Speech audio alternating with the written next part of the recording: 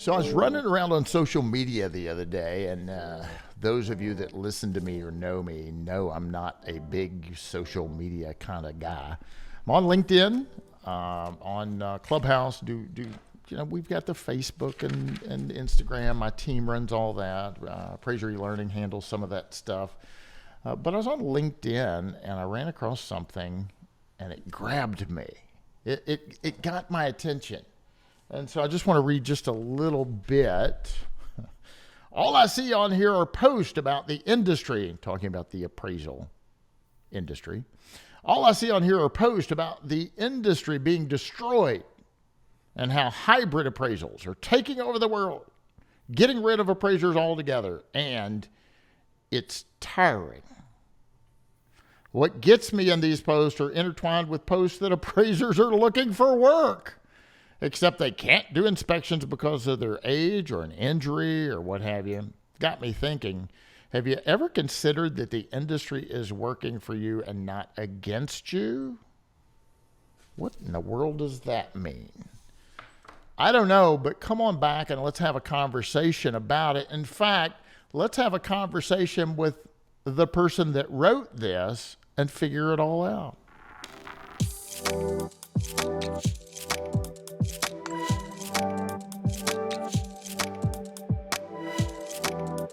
Hi, this is Brian Reynolds. You're listening to the Appraisal Update Podcast, brought to you as always by the very fine folks over at Appraiser eLearning. You need some education? Check us out at AppraiserElearning.com. Would like to give a little quick shout out before we get started to my sponsor, LIA Administrators and Insurance. You need some E&O coverage, check them out. And without further delay, I'd like to introduce my guest, Miss McCall Hedrick. Excuse me. Hey, McCall, how are you? I'm good. How are you? I'm doing well. Thank you so much for taking some time to join me. I know you're a practicing appraiser, and you could certainly be out drumming up work or doing some kind of work. So thank you, first of all, for being here today. Thank you for having me. I'm so excited. So before we dive into your post, and it was kind of a long post, wasn't it? Novel. It's novel. And honestly, if I ever write a novel, I'm gonna call you to Okay. do the audio book. Okay, great. So before we get into the content here that really led us to be together today, tell my listeners, and we have some people watching. If you're listening, driving your car, you can always go back, jump on YouTube, search Appraiser eLearning, and all of these podcasts are actually being videotaped now.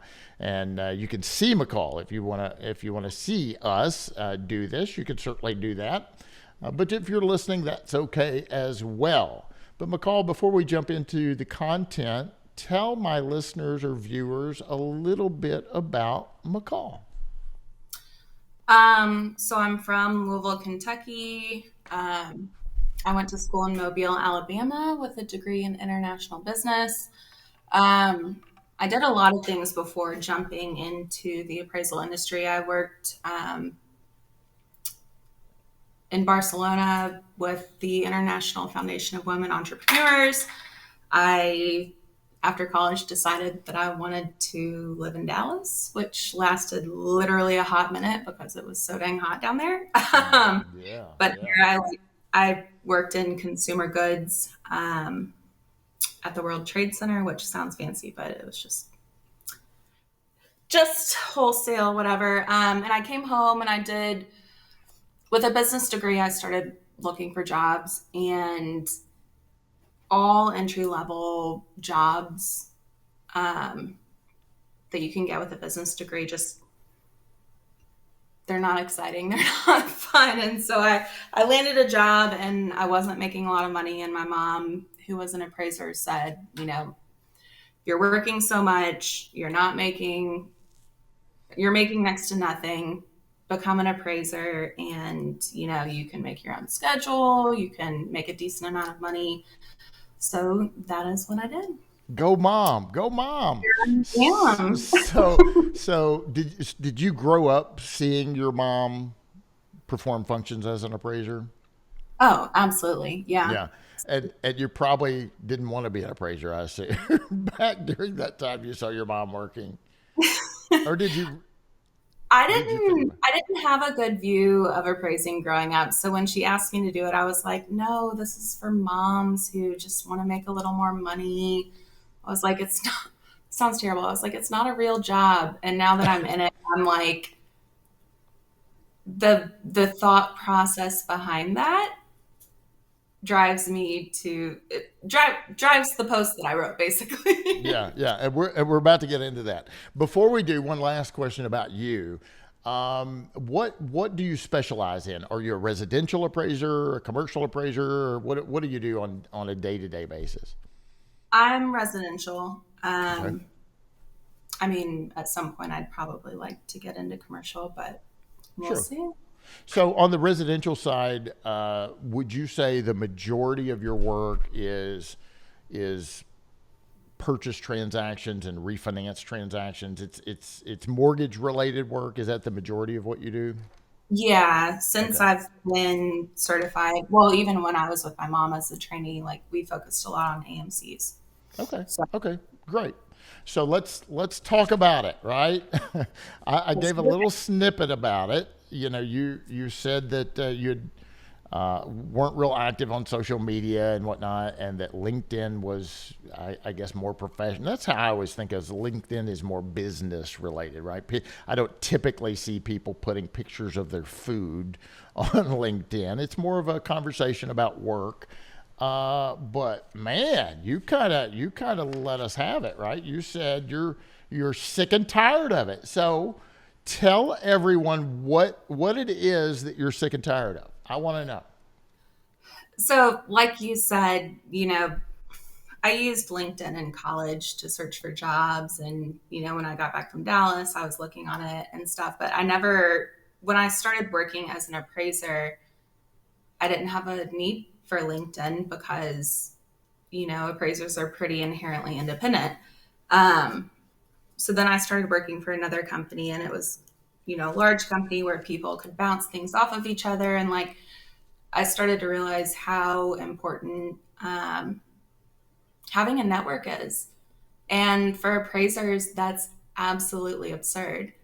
So when I did start scrolling through LinkedIn, I was really excited to meet people and talk to people because I mean we're super slow.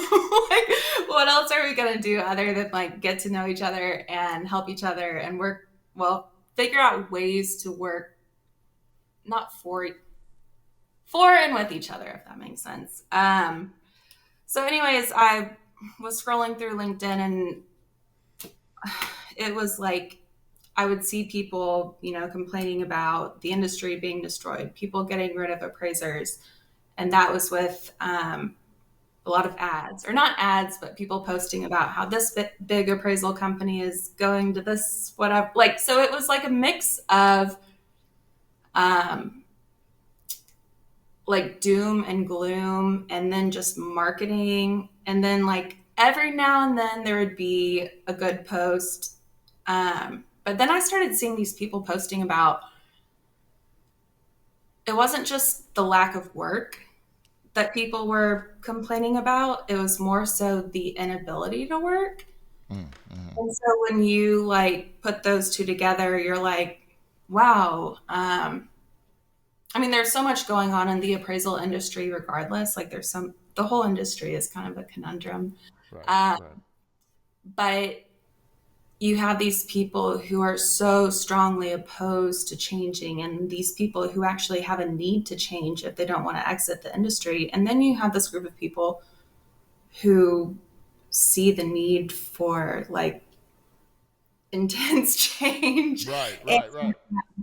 yeah, Well, so I was, my feed was just filled with either marketing or negativity. And I was like, coming from being busy to deciding to go out on my own, I was like, it's really depressing. Like, I need, instead of complaining, like, come up with solutions.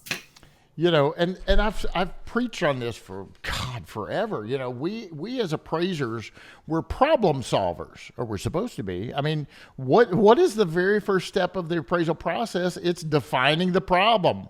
What's the problem?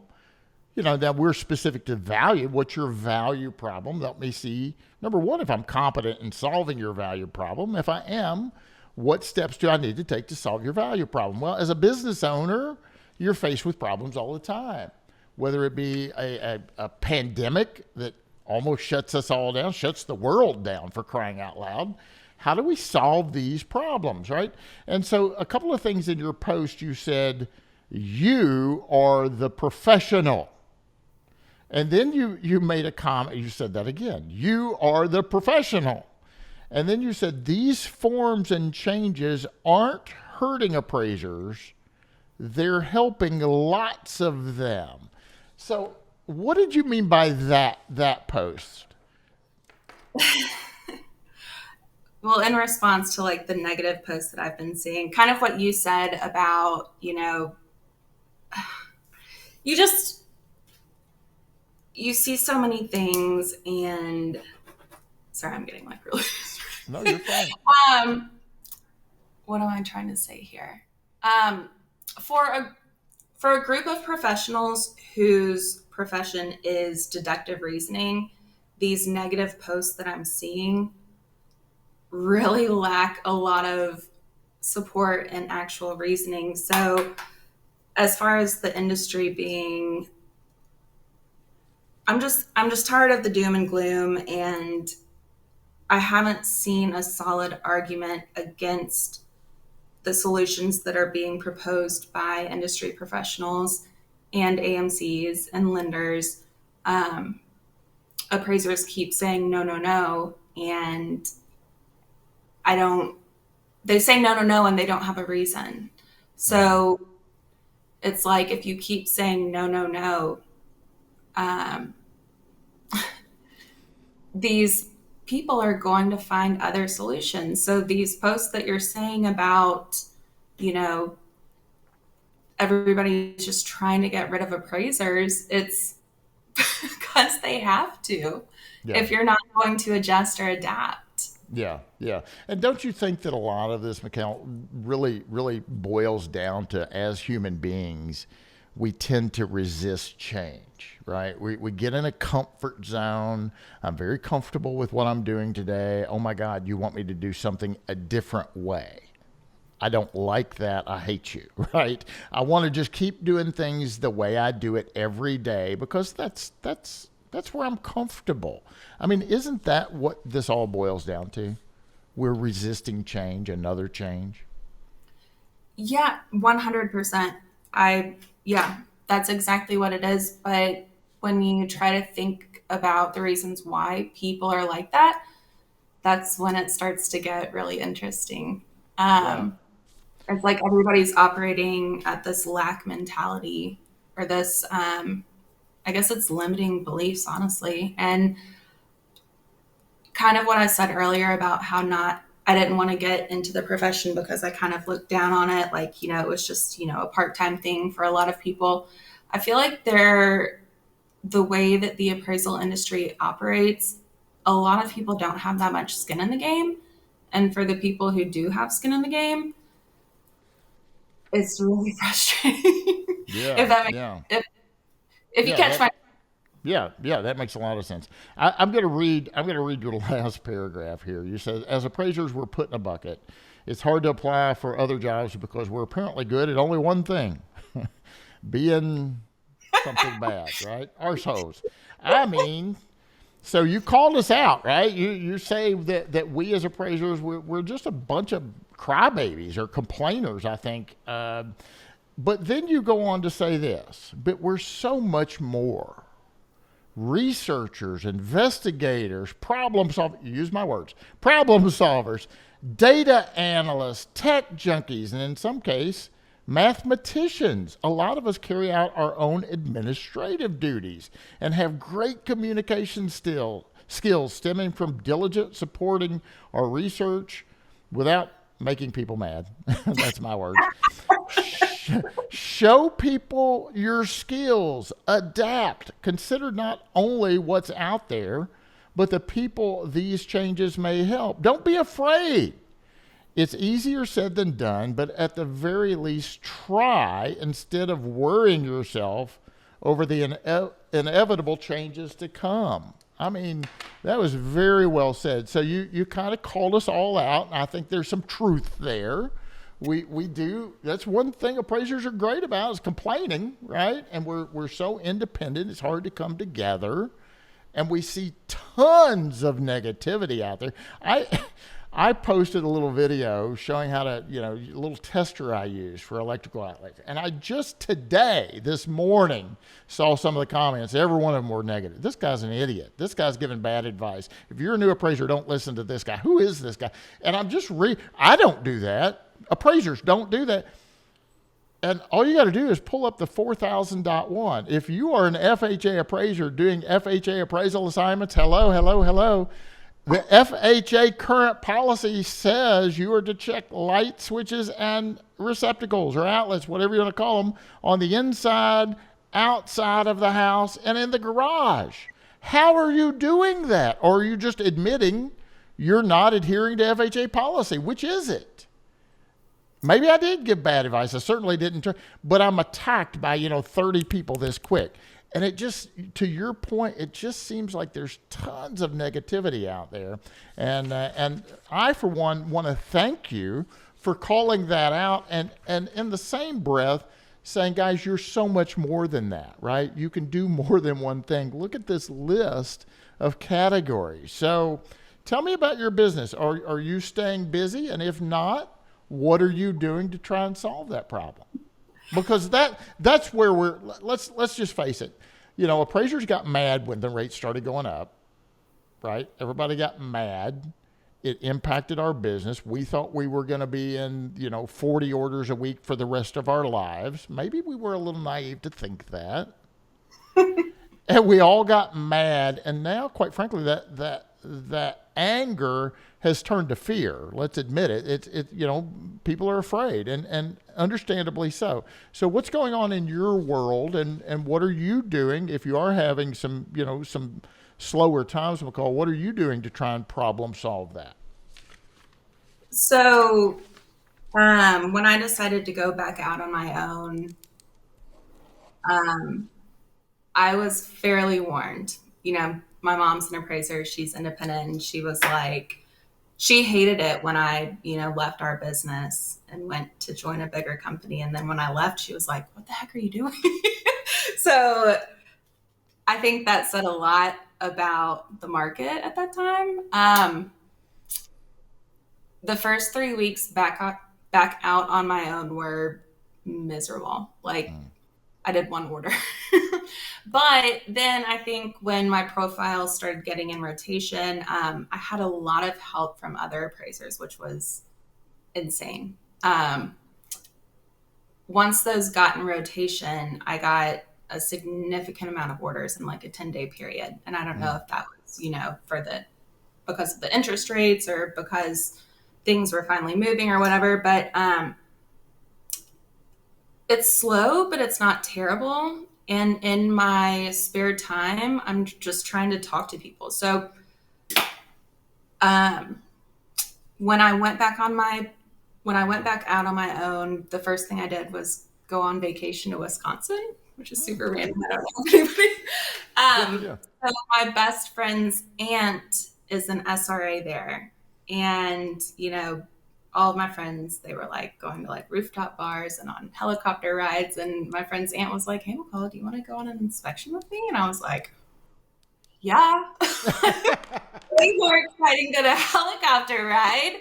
And honestly, that was the best thing that I did for my business, going back out on my own, because she shared me her client list. She shares me her template. Like, this girl is all about helping. And so when I came home, I was like, I need to meet with people. I need to talk with people.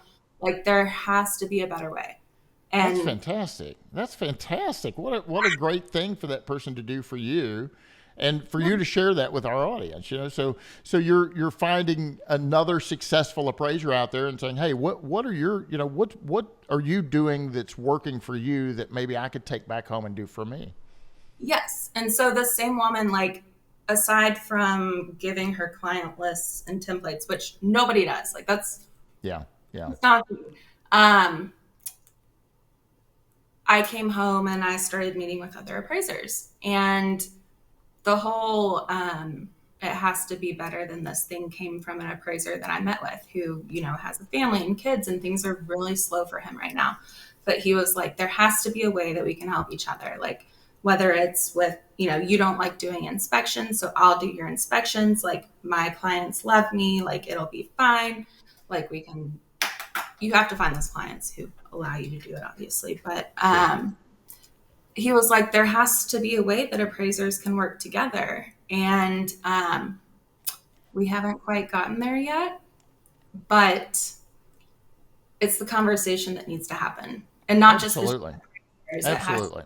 between lenders. So we're bidding on some pretty big projects, and on the big projects like that, we're looking at bringing folks on to collaborate with, and 5 people can do a lot more work than one person, right? So we're looking at collaborating on all those, and there are ways that residential appraisers can collaborate with one another. We'll talk more about that in just a second. Let me just shout out to someone. For 45 years, LIA Administrators and Insurance Services has been providing E&O insurance to valuation professionals just like you. LIA applies superior customer service, exceptional liability education, unparalleled claim defense, and they serve over 10,000 real estate professionals all over the country. They have all types of coverage, including bonds and general liability. We're just looking at some general liability in addition to the E&O. Might be a good business decision for you. They even have cyber liability. Visit liability.com to learn more about how LIA can help protect you and your business. All right, McCall, got that out of the way. Let's chat real quick. VA adopted some things where residential appraisers can kind of collaborate instead of fighting with each other. And to your very point, hey, will you go do some inspections for me? I'll do the rest, or maybe you do the whole thing and I'll put eyes on it, make sure I agree with it. It allows you to maybe expand your service area. My business partner, Paul Real, and I are looking at opening some residential offices across the lands. And that's one thing we're talking about. Hey, McCall, keep your book of business, keep your work. How about you just do a few for us in addition to that? So it's a nice supplement. You don't have to close your office down, but maybe you do your own thing, but occasionally you work with us too, right? So there's all kinds of ways to collaborate that. McCall, we're running out of time. I could keep you here forever and ever and ever. But I do want to, before you get away from me, I do want to ask you a couple more questions. Tell me about the feedback you've been getting from this post. I mean, I said a moment ago, you kind of called us some names for a minute, but then you kind of circled back and built us back up. What have you been getting? Good, positive feedback? Have you had a lot of haters out there? Tell me about the feedback you've been getting from this post. It's all been positive. I mean, I am blown away by the amount of positive feedback that I've gotten from that post. And like I told you, I was just sharing my thoughts. I was like, these negative comments are exhausting. They're tiring. I got one hater, and here's the thing. That hater had me boiling for like 6 hours. I debated on whether or not I should respond. And when I went back, the post was deleted. So I guess this person deleted it. I don't know if it was, a change of heart or, So it wasn't deleted by you. Mm-mm. Somebody, probably the original poster, thought about it.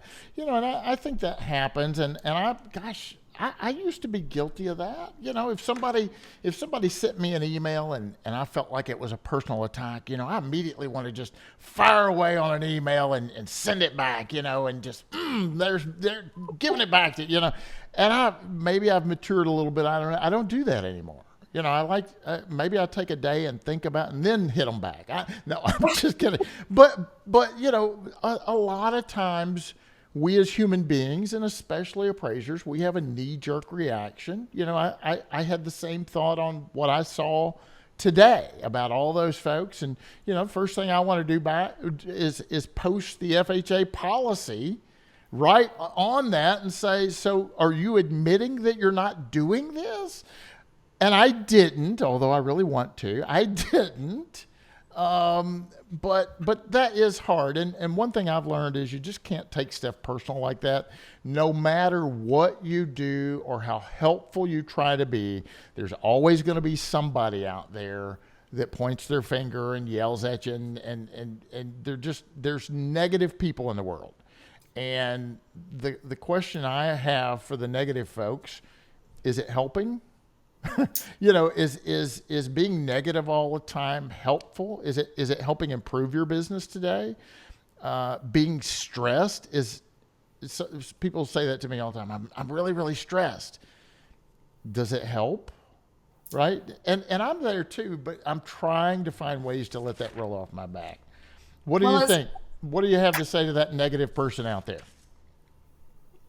Nothing. Because what he said to me wasn't, I'm not going to say it wasn't worth my time, because obviously it was worth my time. I sat on it for a really long time. Yeah. But back to what I was saying about in a group of professionals who were supposed to be good at making these like deductive, arguments or whatever, I think he like poked fun at me liking to wear my jammies when I work.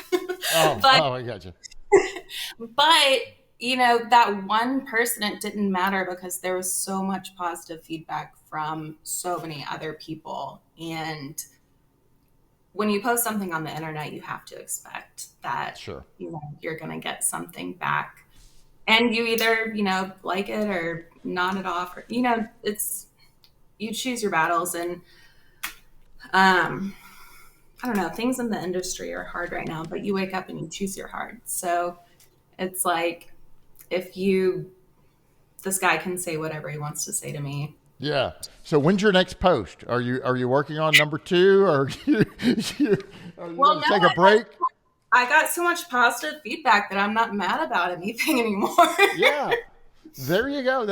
McCall, thanks so much for being here today. It's been a pleasure talking to you. And if one of my listeners or viewers would like to talk to you more, or just pick your brain, or give you a compliment, or even give you a criticism, what would be the best way for them to reach out to you? You mind giving your email address, or what's the best way for someone to reach out and talk to McCall? Yeah, you can reach out on LinkedIn, or, if I don't know if you post this or if you want me to say my email. So my email is McCall@keyvalues.app. I don't know why I chose that domain. I think I was being really fancy. No worries. Well, again, thank you very much for being here, and I hope to see another post real soon. Thank you especially for being on the program today. I really appreciate you spending some time with me. Yeah, thank you. Guys, you've been listening to the Appraisal Update podcast. I hope you're staying safe. I hope you're finding some business, shaking those trees. Listen, we just got another order for an appraisal, a really good fee, by the way. And it's as a consequence of an office that one of my appraisers and I, Matt, went down and took the real estate team some lunch and had a conversation, explained what we do. We got another order from them, and Molly said we've actually gotten several from them. So that might be an opportunity for you to go in. These real estate offices have sales meetings generally every week, and they would love for an appraiser to come in and have a conversation about appraising FHA repair inspections or inspection requirements, things like that. They would love to pick your brain. So maybe you think about doing that. I hope you're doing well. I hope you're staying safe. I hope you're making some money. Until next time, you've been listening to the Appraisal Update podcast. I'm your host, Brian Reynolds, for McCall Hedrick. Thank you, and happy appraising. The Appraisal Update podcast is brought to you by Appraiser eLearning.